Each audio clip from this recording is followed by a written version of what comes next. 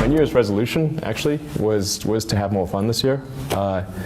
Last year, or the last several years, have been, I mean, certainly been some, it's great from an achievement standpoint. Like in looking back, in retrospect, it's great. But I mean, it was so stressful and difficult at the time. 2008 was probably the toughest year that I've had in my whole career, because at SpaceX we'd had, of our small rocket, the one we started off with, we had 3 failures in a row, and if there'd been a 4th failure, the company would have died. And then simultaneously, the financial markets were going to hell, and we were raising a financing round for Tesla, and the financing round fell apart because people didn't have any money. And I had to basically take all of my remaining cash and invest it in Tesla, and in fact ended up borrowing money just to pay rent.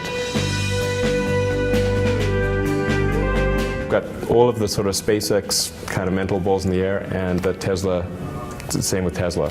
So it's, in fact, sometimes it can be a little confusing as to whether like a call or a meeting is for Tesla or SpaceX. In my case, I think these things are important, and I need to do it. And I promised people I'd do it, but it's not. I'm not doing it because this is the most fun way to live. I don't regret it, because the alternative would have been that one of the companies would have probably failed. There's certainly the whole notion of self-driving cars, which, I mean, think of self-driving cars as essentially active safety in the limit. So if you just logically extend active safety, ultimately it becomes a self-driving car. But I think overall the most important thing, though, is electrification, because we have a limited supply of oil. We have to move our whole transport system to something that is sustainable.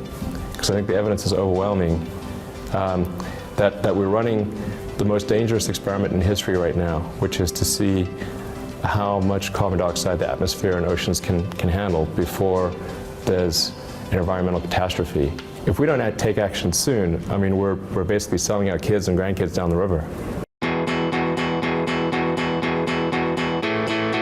It seems like such a crazy thing, and it would have only about I think it's like 37% the gravity of Earth. So it would feel different. So you'd be able to like run faster, jump higher.